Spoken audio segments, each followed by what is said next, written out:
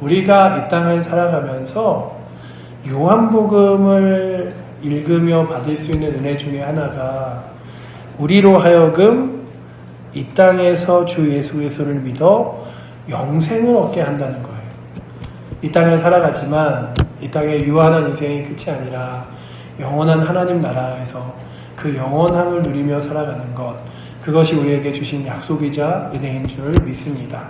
그래서 이 땅에서는 조금 우리가 잘 더 가지지 않아도 불평하지 않을 수 있는 이유, 더 다른 사람보다 막 오래 막 잘 살아도 불평하지 않을 수 있는 이유, 그렇지 않아도 불평할 수 있는, 않을 수 있는 이유는 우리 가운데 하나님 나라 거룩한 영광과 소망이 있기 때문인 줄 믿습니다. 근데 그 영광과 소망을 누가 주시냐 하면 주 예수 그리스도를 통하여 주시는데, 예수님께서 사람들을 보며 안타까운 것 중에 하나가 예수님의 주변에 많은 군중들이 있었어요. 근데 그 군중들이 예수 그리스도를 그저 이렇게 쫓아다니는 이유 중에 하나가 마치 요즘에 연예인과 아이돌을 쫓아다니듯이 그냥 이렇게 막 쫓아다니는 거예요. 예전에 책 중에 그 카일 아이들먼이 쓴 팬인가 제자인가 라는 책이 있었습니다. 그 책에 무슨 내용이 나오냐면, 팬은 언젠가 자기가 우상으로 여기는 이렇게 스타를 바꿀 수도 있고, 그리고 또한 자기가 우상으로 여기는 사람을 그냥 자기 마음으로 기뻐할 때만 쫓지만, 제자는 자기가 기쁠 때도 힘들 때도, 그리고 자기가 주인이신 예수 그리스도를 영원토록 변함없이 쫓아가는 사람들이다 라고 하는 거죠. 교회 안에도 많은 사람들이 교회에 옵니다. 심지어 큰 교회는 막 몇만 명씩 예배를 드려요.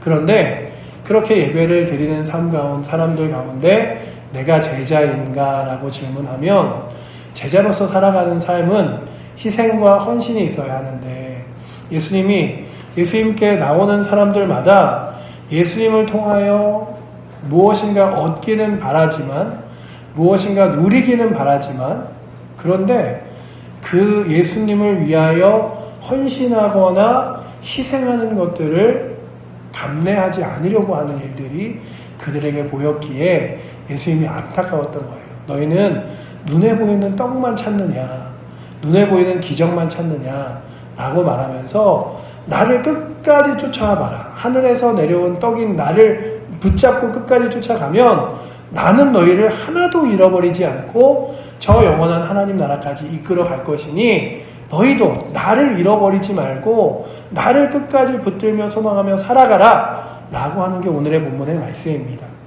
특별히 오늘 본문을 준비하면서 아주 예전에 어느 강산에서 갱도의 사고로 몇 명의 광부들이 갇혔던 사건이 다시 기억나서 한번 찾아봤습니다. 갇힌 광부들은 식량도 물도 없이 점점 절망에 빠져가는데, 한 줄기 희망도 보이지 않는 지하에서 그들이 유일하게 할 수 있었던 것은 서로를 위로하면서, 야, 도와줄 사람이 올 거야, 구해줄 사람이 올 거야, 아무리 갱도가 깊어도 우리가 이렇게 방치되어 있진 않을 거야, 걱정하지 말자 라고 하면서 서로를 위로하며 구원을 기다리는 것 뿐이었습니다. 그런데 마침내 위에서 한 줄기 불빛이 쫙 비치더니 구조대원들이 밧줄에 매달린 채 그 구멍이 커져서 내려오기 시작하는 것이 아닙니까?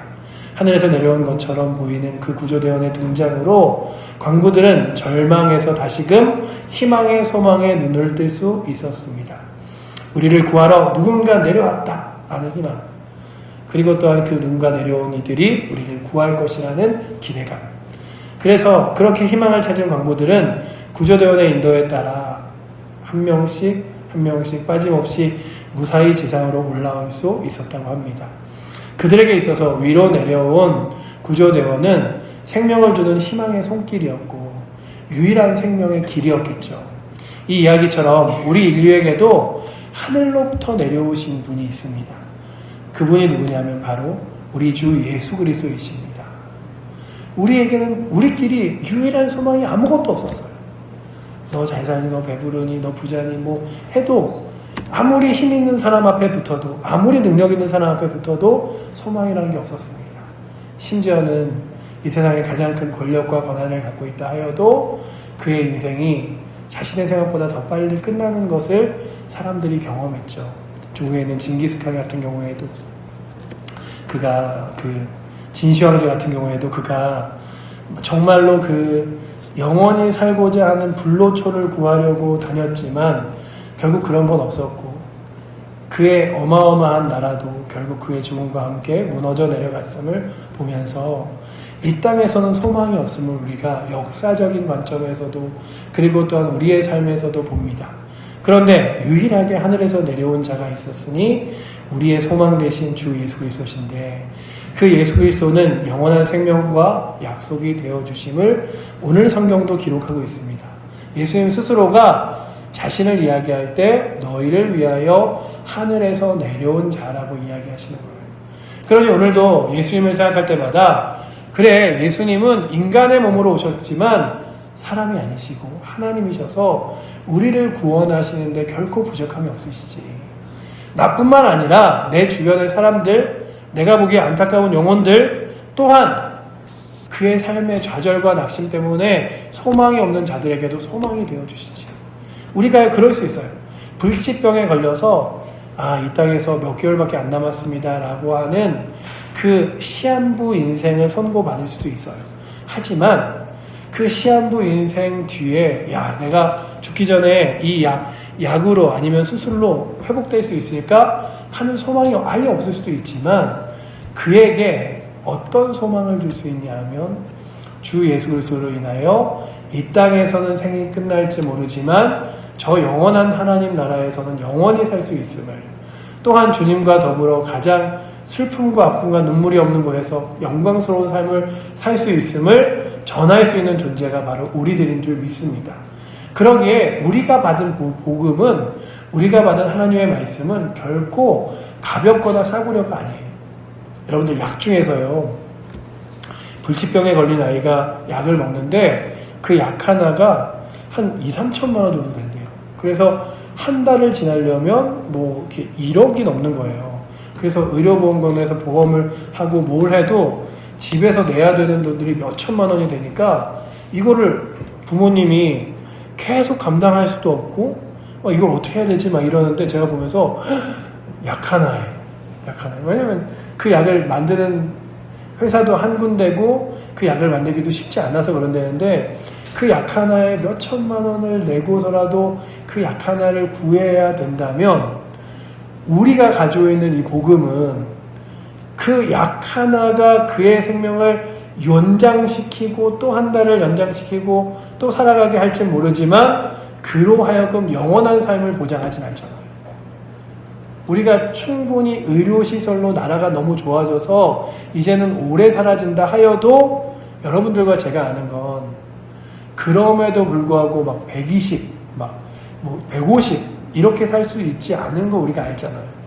인간의 기대 수명이 길어진다 하여도 우리의 생은 언젠가 끝납니다. 그런데 우리가 가지고 있는 복음과 하나님의 능력, 주의 말씀, 약속은 그렇지 않아요. 그러니 우리가 마치 비굴하게 구걸하듯이 세상 가운데 나아가서 이거 진짜 어떻게든 그래서 그냥 교회만 오면 재밌게 교회만 오면은 그래서요 그 교회 안에서 트로트도 하고 콜코트도 하고 이런 것들 중요하겠지만 그러나 우리가 가지고 있는 복음을 늘 생각할 때마다 잊지 말아야 될 건 이건 결코 싸구려가 아니다. 이거는 어느 누구에게나 불치병을 고칠 수 있는 가장 유일한 죽음을 살릴 수 있는 가장 능력 있는 생명의 약이다 라고 믿으며 그 앞에 나아가는 거죠. 제가요 아주 어릴 때 저희 동네에 제가 마포구 망원동이라는 데 살았는데 거기에 그 전통시장이 있었어요. 시장이 있었는데 제가 어릴 때 이렇게 학교가 끝나고 집에 가다 보면 그 시장에 약장수들이 공터에 이렇게 서서 있었어요. 제 어릴 때 경험으로는 사실 쉽지 않게 경험할 일인데 그분들이 무슨 약 팔았냐면 소화제, 구충제 이런 거 팔았거든요. 이런 거 팔았는데 거기서 이렇게 사람들한테 직접 시연을 하는 거예요. 구충제 같은 거. 꼬마에 아무나 이렇게 배 뿔뚝 나온 애 같은 애 하나 불러다가 구충제를 하나 먹여요. 먹이고 그리고서 막 그 다음에 불쇼 뭐 이런 거 막 이렇게 촬영 이런 거 한 다음에 걔 이렇게 뭐 너 이렇게 선물 줄게 이러고서는 바지 내려서 이렇게 하면 정말 와 이거 어린 나이에 이건 세상에 이런 일이보다 더 놀랍다 할 정도로 막 걔 몸에서 정말 이렇게 막 회충이 나오는 거예요. 회충이 나오는데 진짜 어린 나이에 꼬마의 몸에서 나오는 회충이 저렇게 길어 할 정도로. 근데 이게 막 제가 너무 자세히 설명하기에는 점심 먹으시는구나. 좀 그렇고, 네. 하여튼 그 회충을 막 끄집어내는데 사람들이 그 회충에서, 꼬마에서 회충이 나온 걸 보면서 막 그 약을 사기 시작하는데, 야, 이 약이 효능이 이렇게 좋아? 막 그러면서 이제 막 머리에 이 있는 거 있잖아요. 막 이 비듬, 이 잡는 그런 이렇게 빛이랑 같이 이거 약 뿌리면은 뭐 이 머리에 이도 없다 막 이러면서 팔면 사람들이 막 그걸 사는데 진짜 이게 처음에 막 차력쇼하고 이럴 때는 그냥 그 쇼에 관심 있던 사람들이 한두 명 꼬마의 정도에서 딱 이렇게 아이들에게 회충이 나오면 그때부터 정말 다 팔리더라고요. 다 팔려요. 저도 어린 나이에 돈만 있으면 사고 싶었어요. 와, 내 배속은 어떤가 이런 거 있잖아요. 걱정되는 막 내 배속도 혹시 저런가 막 이랬는데 근데 그 사람들이 왜 그걸 샀겠습니까? 그 아이가 지금 생각하면 뭐 얼마나 독했길래 그 구충약 하나를 먹고서는 막 한 10분 이내에 막 애들 구충이 다 나왔을까 싶어서 와 그거 못 먹게 그거는 진짜 위험한 약이다 했겠지만 그 당시에는 어떻게 되겠어요? 야 이거 꼭 먹어야겠다 싶었겠죠. 그래서 막 사람들이 막 사는데 효과 때문이겠죠. 아 저거 효과 있다. 저거 정말 이렇게 약효가 있구나. 그러기 때문이겠죠. 그런데 사람들이 사는 것 중에 그렇지 않은 것들도 대부분 많아요. 막 약 중에서 거짓으로 파는 약도 있고 막 이래요. 그런데 우리가 늘 소망하는 이 하나님의 말씀, 그래서 가장 귀한 약이라는 구약과 신약, 그리고 주 예수 그리스도의 이름의 복음, 이거는요 사람들이 생각하기에 효과가 없어 보이기도 해요. 아 이거 먹는다고 뭐 예수 믿는다고 뭐 삶이 바뀌나? 아니 교회 내가 등록해봤는데 뭐 바뀌는 것도 없대. 심지어 어떤 분들은 내가 교회 나가려고 했더니 더 어려워지기만 하대. 이런 분들도 있어요. 하지만 분명한 건 예수 그리스도를 믿는 믿음으로 우리가 변하여 하나님의 자녀가 되면 그 거룩한 자녀가 된 사람은 누가 책임지시냐면 예수님이 책임지시는 거예요. 그러니 그 예수 그리스도의 귀한 능력을 확신하는 우리들이 세상 가운데 전하는 거죠. 이거 예수님 믿는 거 능력 있어. 예수님 믿는 거 너의 삶을 변화시킬 수 있어.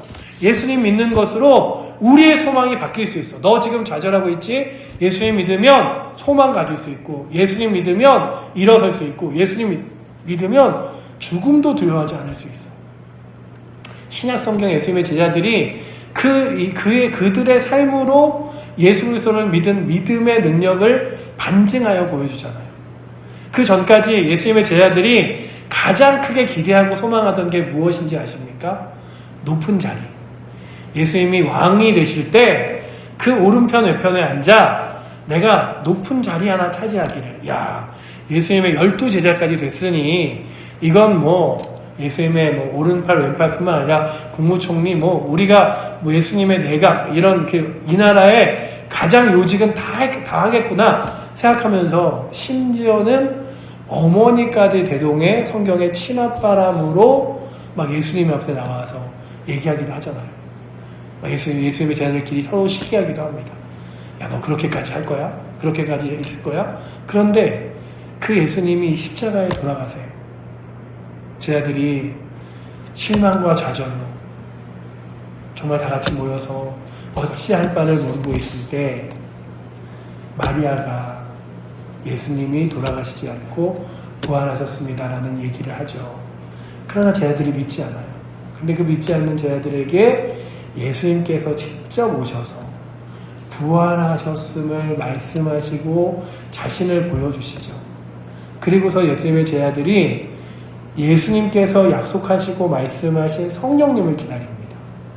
그리고 그 마가의 다락방에서 함께 모여서 120문도가 기도하기 시작해요.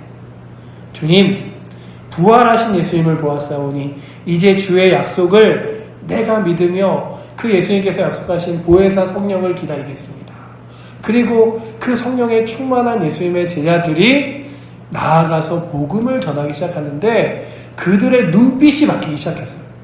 그 전에는 그저 어떻게 하면 좋은 자리 찾아야 할까 그러다가 예수님이 돌아가신 다음에는 가장 좌절하고 슬픈 모습이었다가 예수님 부활하신 예수님을 만난 이후에 성령을 체험한 이후에 그들의 눈은요 확신과 기쁨과 영광에 차 있었습니다. 제가 이거를 그냥 이렇게 막 이야기하는 게 아니라 제가 가장 사도행전에서 놀라운 사건으로 생각하는 것 중에 하나가 베드로가요 예루살렘 안에서 복음을 전하는데 막 복음을 전하니까 예수를 믿는 사람들이 막 2,000명씩 예수를 믿기 시작해요. 여러분들 잘 보세요. 이 2,000명이라는 숫자면요 저희 제가 7보에 여기 오기 전에 아주 이전에 7보에는 몇 명이나 사나 했더니 7보가 한 2,200명 산다고 그러더라고요. 우리 7보에 뭐 사는 사람만 있는 건 아니지만 이 7보면에 있는 사람이 다 모이면 2,000명이고 심지어 이렇게 막 우와 사람들이 저렇게 많이 모였어 하면 막 어마어마하게 모인 숫자를 세도 2,000명이라는 숫자가 쉽진 않잖아요. 근데 그 숫자가 베드로의 설교 하나로 예수를 믿고자 하는 사람이 2,000명이 넘었더라라고 사도행전에 써 있는데 근데요 그 설교가 막 설교를 통해서 어떤 사람들이 쓰러지고 병자들이 병을 낫고 그리고 또한 막 어떤 사람들이 막 귀신이 나가고 이런 설교가 아니라 예수님이 구원자이시며 예수 그리스도를 믿는 것이 유일한 소망이십니다. 우리가 구약 성경에서 바라봤던 그 메시아가 바로 예수님이십니다. 라고 말하다가 베드로가 로마 병정에게 잡혀요. 설교하다가 잡혀서 끌려가요. 끌려가는데 그 끌려가는 베드로를 보면서 아이고 괜히 베드로처럼 됐다가는 나도 잡혀가지 이게 아니라 그 끌려가는 베드로를 보면서 예수를 믿겠다고 다짐한 사람이 2,000명이나 됐다고 써있어요. 어떻게 그럴 수 있었을까? 왜냐하면 베드로의 마음이 확신과 하나님의 은혜로 불타오르고 있었기 때문인 거예요. 여러분들 오늘 우리가 이 땅 가운데서 세상에 나아가서 그리스도의 복음을 전할 때마다 우리의 눈이 우리의 심령이 이글이글 불타오르야 될 줄 믿습니다. 왜냐하면 우리가 믿는 예수 그리스도는요 살아 지금도 계신 분이고 우리 가운데 함께 하시며 어느 누구든지 구원하시고 역사하시는 분이시기에 하늘로 내려오신 유일한 구원자이심을 믿기에 그런 거예요. 그러니 여러분들 예수 믿는 것 그저 예수 믿으면 기도하면 그래도 안 믿는 것보단 낫겠지. 예수 믿으면 그래도 죄는 좀 덜 짓고 살겠지. 이게 아니라 예수 믿는 자에게 주시는 능력과 소망이 얼마나 큰지를 확신하며 날마다 걸어가실 수 있기를 축원합니다. 예수님이 그 얘기를 하시는 거예요. 내가 너희 하나도 잊어버리지 않아. 그러니 생명의 떡인 나를 쫓아 하나님 영광과 하늘을 바라보고 살아가는 자가 되자 라고 말씀하시는 거예요. 사람들이 그렇지 않았거든요. 예수님이 먹을 것 주시면 막 쫓아가다가 오늘은 기적이 없네. 오늘은 먹을 게 없네. 오늘은 뭐 예수님이 좀 시원치 않네. 가자. 이래 보였어요. 그러니 예수님에게 기대한 게 뭐냐면 저분을 만나면 내가 좀 잘 살 수 있을까? 내일 배고프지 않을 수 있을까? 근데 예수님이 그러는 거죠. 내가 보여준 기적, 내가 보여준 양식을 따라 걸어가는 것이 아니라 내가 생명의 떡이니 나를 따라 걸으라. 왜냐하면 내가 그냥 나 스스로 온 게 아니라 하늘로부터 내려왔는데 그 하늘로부터 내려온 나를 보내신 이가 살아계신 하나님이시고 그 하나님께서 나를 따르는 자를 한 명도 놓치지 않도록 나에게 주셨는데 나는 결코 잃어버리지 않을 거예요. 그러니 여러분들 예수님을 전하다가 어떤 이들은 일찍 10대, 20대의 목숨을 잃어버리기도 했습니다. 지금은 참 흔하지 않은 일이죠. 이 나라에 쉽지 않은 일이죠. 그런데요, 여러분들 이 대한민국에 막 불타오르며 왔던 선교사들의 나이가요 30대, 40대가 아니었어요. 대부분 20대였고요. 대부분 막 20살, 18, 20, 21 대학교를 갓 졸업한 그런 사람들이 막 열정과 복음으로 불타올라 이 나라에 와서 막 예수님을 전하기 시작했고 그의 자녀들도 와서 예수님을 증거하기 시작했습니다. 그런 확신들로 예수님을 전했는데, 저는 참 이해가 가지 않는 것 중에 하나가, 요즘에는요, 외국 사람들이 한국말 너무 잘하잖아요. 한국말을 한국 사람보다 더 잘해요. 그러니까 가끔 보면, 야, 저 사람은 외국 사람인데 발음이 나보다 좋다, 이럴 때가 있어요. 그런데 그 당시에 우리나라에 처음 왔던 선교사들은요, 여러분들 예수님 믿으시오 막 이러면서 있잖아요. 막 겨우 나오는 발음과 말로, 그리고 한국어도 또닥또닥 배워서. 제가 예전에 그 필리핀에 가서 이렇게 설교를 하는데, 필리핀 목사님이 이렇게 저 늘 이렇게, 원래 대부분 이렇게 선교지에 가면 어떤 식으로 설교하냐 하면 아시잖아요. 이렇게 그 가장 좋은 건 내가 우리나라 말로 하면 이 사람이 한국말을 알아들어서 그 나라 말로 해주는 게 제일 좋잖아요. 그쵸? 근데 필리핀 같은 나라는 한국의 선교사님이 잘 필리핀 말을 못하는 경우들도 있어요. 그러면 이게 어떻게 되냐면 3명이서요. 3명이. 그래서 제가 여러분, 예수님이 여러분들을 사랑하십니다. 그러면 그 선교사님이 다시 영어로 예수님이 당신을 사랑하십니다. Jesus love you 이렇게 얘기하면 그 옆에 있는 그 필리핀 사람이 카달로그로 필리핀 말로 다시 그 얘기를 하는 거예요. 제수스의 이때게로 막 이러면서 얘기를 해요. 그러면 왜냐하면 이제 필리핀에도 대도시에는 영어를 할 줄 아는데 모르는 사람들이 있으니까. 그러면 만약에 설교 시간이 30분이잖아요.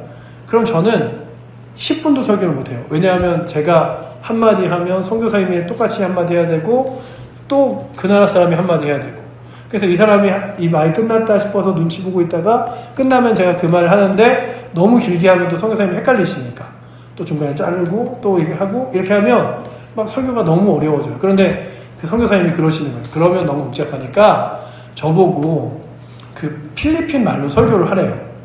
필리핀 말로 설교를 하는데, 필리핀 말을 제가 하나도 할 줄 모르는데, 그래서 그 제가 한국말로 이렇게 설교를 적어줬더니 그거를 막 열심히 이렇게 막 영어로 바꾸시는 거예요. 지금 같으면 이제 AI가 발달해서 딱 한글로 쳐놓고 이제 필리핀 말로 하거나 영어로 하면 쭉 나오겠죠. 근데 그러지 않으니까 영어로 막 열심히 쓰셔서 그 열심히 쓴 거를 이제 그 영어를 잘하는 필리핀 애한테 줬더니, 필리핀 애가 그거에다가 필리핀 말로 적은 다음에 그거를 다시 영어로 한국말처럼 표기를 하는 거예요. 예수스 이때게를 이러면 예수스 이때게를 이렇게 영어로 쓰면, 그 영어로 쓴 걸 다시 필리핀 선교사님이 저한테 한국말로 예수스 이때게를 이렇게 적어서, 저는 이 설교문이 문장을 보면서도 무슨 내용인지를 모르고 그냥 필리핀 말이에요. 필리핀 깔라라까까까 뭐 이렇게 해서 제가 느끼기에는 얄라깔라까 꾹꾹까까까 얄라까까꾸 이렇게 써 있는데, 이걸 이 사람들이 알아듣나? 내가 이걸 말할 때 막 중요한 부분 있잖아요. 예수님이 여러분들을 사랑하십니다 이래야 되는데 그런 부분이 어딘지 모르니까 그냥 읽기만 막 급급한데, 이게 필리핀 사람이 영어로 그걸 한 번 더 표기해, 영어로 표기한 걸 한국말로 적어. 그러니까 제가 20분을 설교하는데 여기 앉아있는 사람들이 다 표정이 저게 우리나라 말 같은데 우리나라 말인가, 발음도 틀릴 거 아니에요. 그러니 설교를 하고도 저는 내가 지금 뭐 했지? 그리고 여기 있는 사람, 앉아 계신 분들도 그냥 20분을 그냥 이렇게, 와, 저분들 대단하다 싶을 정도로 멍하니 앉아 계셔서 시간을 보냈어요. 근데 제가 그걸 이렇게 보내면서 느낀 게, 와, 말이 안 통하니까, 대화가 안 되니까 이게 전혀 하나님 말씀이 전해지지 않는구나. 근데 여러분들, 오늘 우리가 이 자리에 앉아있으면서 여러분들에게 주어진 말씀과 복음은 한국말로 성경이 있죠. 심지어 여러분들이 원하시면 설교, 하나님 말씀도 눈이 침침해서 그러면 유튜브 들어가셔서 그냥 이렇게 하거나, 아니면 기계 하나 있잖아요. 성경 요즘에 읽기도. 누르면 그냥 성경 막 읽어주죠. 그런 말씀들이 여러분들에게 있어서 여러분들이 하나님 말씀을 듣는데 어렵지 않아요. 그러니 그 하나님 말씀을 들은 여러분들이 여러분들 주변 사람들에게 하나님 말씀을 입술로 전하는 게 너무 중요한데, 그렇게 한국말을 하는 사람들도 뭐가 없냐면 마음의 확신이 없어진 거예요. 그 떠듬거리며 말하는 선교사님들이 저처럼은 아니었겠지만 떠듬떠듬 한국말을 그렇게 하시면서도 영혼들을 변화시킬 수 있었던 이유는 그의 심령에 예수님에 대한, 복음에 대한, 이 나라가 변하게 대한 확신과 능력이 있었기 때문이라면 오늘 다시 한번 이 2025년도 그리고 또한 우리가 사는 2020년도의 시대에 우리의 심령 가운데 성령께서 역사하시는 놀라운 열정과 불이 있기를 축원합니다. 우리는 같은 말을 쓰잖아요. 근데 왜 같은 말을 쓰면서도 사람들에게 영향력이 없겠어요? 우리에게 확신과 그리고 또한 열정과 소망이 언젠가부터 사라져가고 있기 때문이겠죠.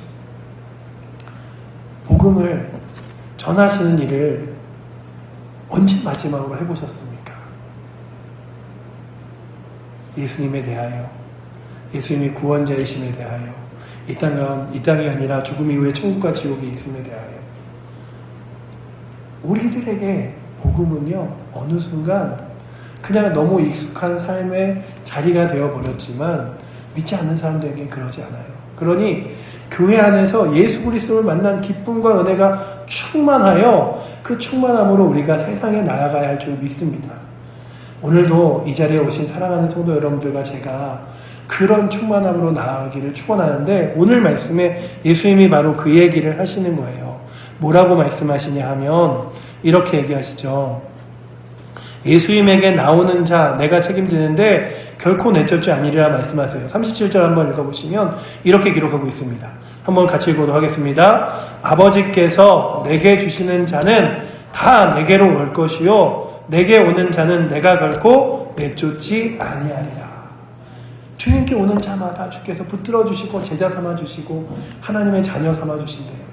그러니 오늘도 그 믿음의 확신 가지고 주 앞에 나아가 주의 거룩한 은혜를 세상 가운데 선포하며 나아갈 수 있는 은혜가 있기를 축원합니다.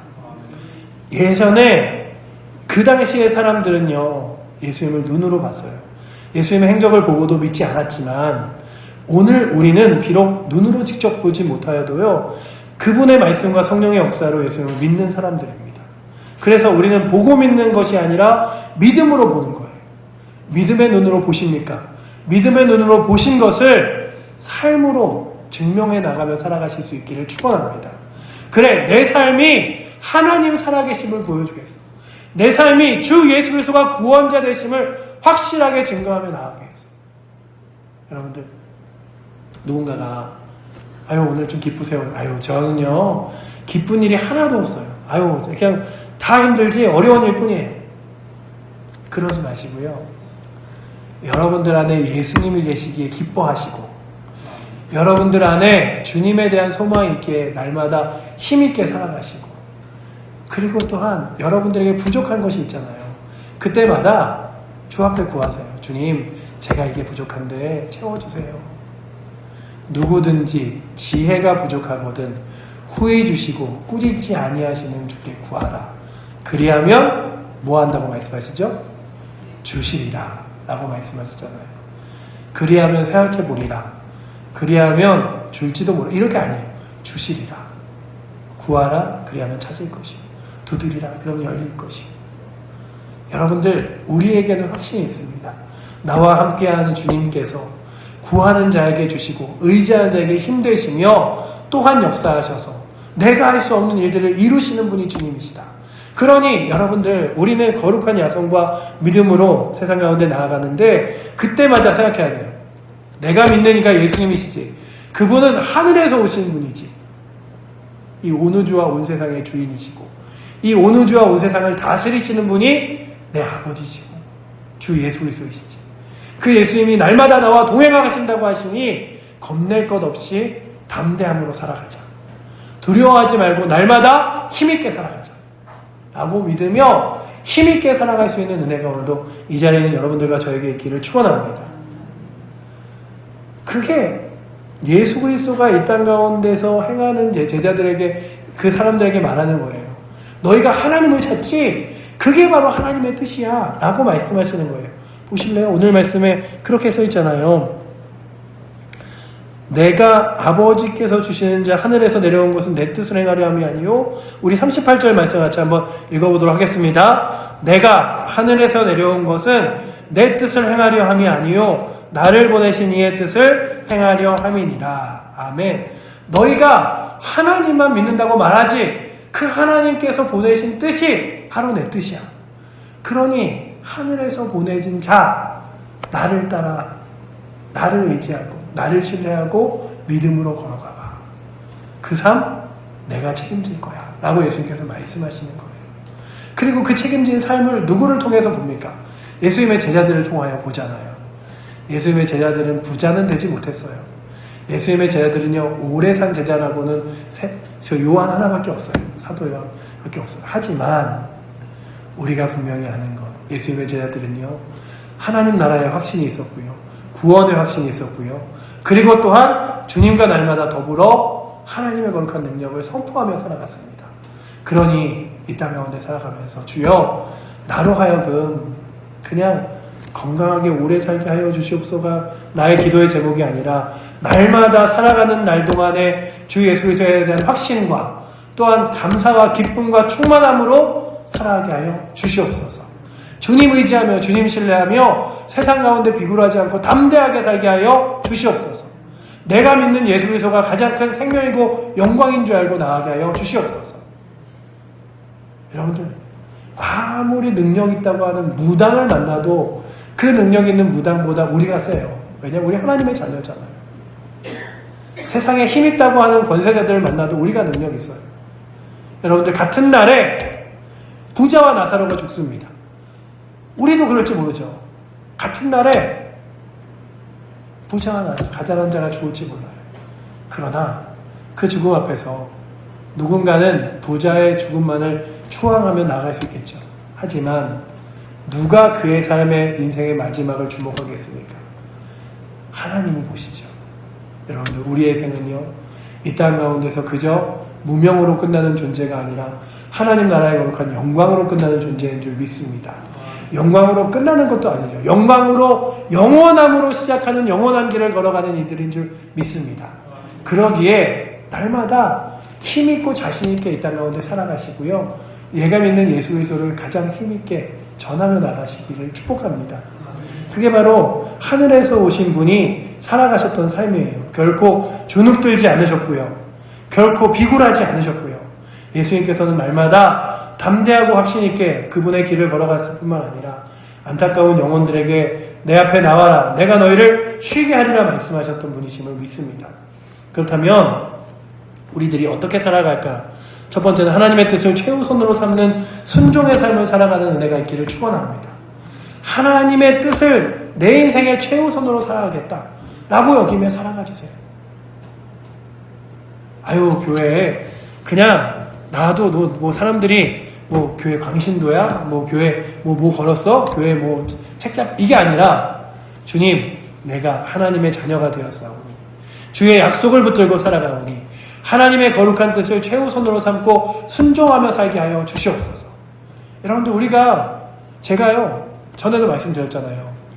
신학교를 갈 때, 그리고 신대원을 갈 때, 전도사가 될 때, 강도사가 될 때, 목사가 될 때, 모든 그 때마다 질문이 소명이었어요. 하나님이 부르심을 믿습니까? 하나님이 보내셨음을 믿습니까? 그렇다면 여러분들 목사만 하나님이 보내시고 부르셔서 된 존재입니까? 집사님은, 권사님은, 안수일사님은, 장로님은 내가 노력해서 된 건가요? 아니잖아요. 하나님이 내게 주셨사오니 주여 그 직분대로 주를 따라 사하겠습니다. 주님과 동행하겠습니다. 내 뜻이 아니라 주의 뜻을 최우선으로 삼고 살아가겠습니다. 고백하며 직분 받으셨잖아요. 고백하며 세례 받으셨잖아요. 그렇다면 그 거룩한 직분을 감당하며 믿음의 길을 걸어가실 수 있기를 축원합니다. 때론 힘들겠죠. 때론 어렵겠죠. 하지만 내가 걸어가는 길이 정답이라고 믿으며 걸어가는 거예요.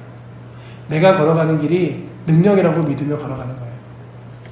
요즘에요, 그 주식 중에 엔비디아라고 하는 그 그 젠슨 황이라고 하는 사람의 그 기업의 주식이 정말 많이 올랐거든요. 제가 인터넷에서 어느 글을 봤어요. 한 13년 전에 막 테슬라, 그리고 구글, 그리고 애플 이런 것들의 주식을 투자할 때 어떤 사람이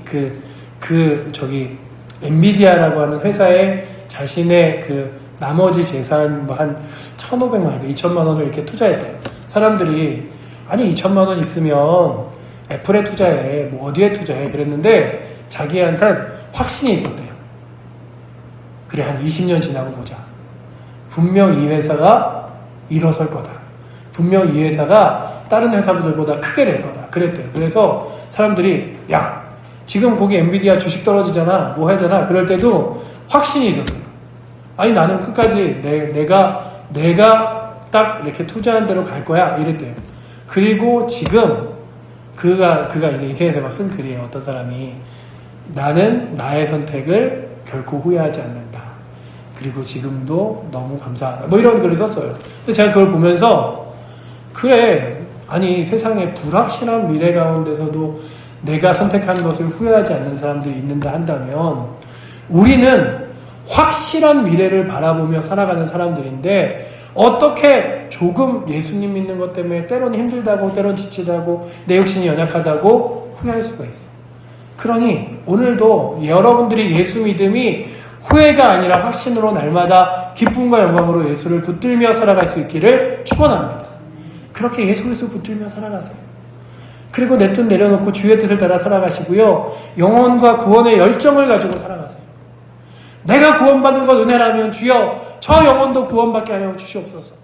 주님 제가 가서 부끄러워서 아우 저 사람한테 괜히 예수 믿으라고 얘기했다가 저 사람이 싫어하면 어떡해. 이게 아니라 주님 다른 사람들이 나한테 내가 싫어하면 어쩌지, 내가 불편하면 어쩌지 하고 와서 복음 전하지 않았으면 나는 어떻겠습니까? 그러니 아버지 하나님 나에게 담대하게 나와 예수님을 전했던 그 영혼들처럼 나도 담대하게 나아가 그들에게 복음 전하게 하여 주시옵소서. 예수님 사랑 증거하게 하여 주시옵소서. 그러며 나아가실 수 있기를 축원합니다. 또한 그렇게 믿음의 씨를 뿌려가면서 약속의 국회에 선 신앙생활에 하시는데 그때마다 하늘로 내려오신 이가 나와 함께 하신다 라는 확신으로 날마다 나아가실 수 있기를 축원합니다.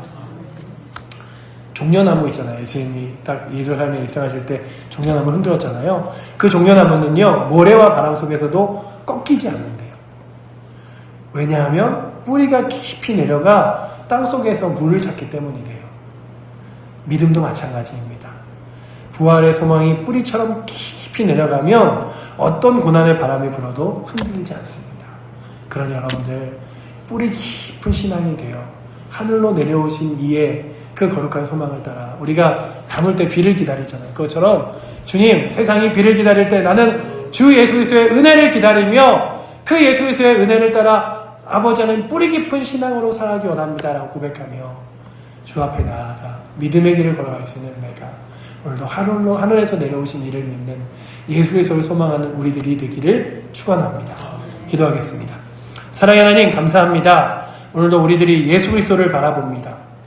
아버지 하나님 그저 형식적인 신앙, 식어버린 신앙으로 살아가는 것이 아니라 불타오르는 열정과 믿음으로 살아가게 하시고 아버지 하나님 주님께서 결코 우리를 내어쫓지 않고 하나도 잃어버리지 않기에 주여 아버지 하나님 그 예수 그리스도를 위하여 열정을 다하며 헌신하며 살아갈 수 있도록 우리를 다시 한번 붙들어 주시며 뒤바꿔 주시옵소서. 우리 가운데 회복되어야 될 것들이 있습니까? 일어서야 될 것들이 있습니까? 회복시켜 주시고 일어서게 하셔서 주님 바라보며 뜨거운 신앙으로 살아갈 수 있도록 오늘도 우리의 삶을 이끄시고 붙들어 주시옵소서. 우리를 사랑하시는 살아계신 예수 그리스도 이름으로 기도드립니다.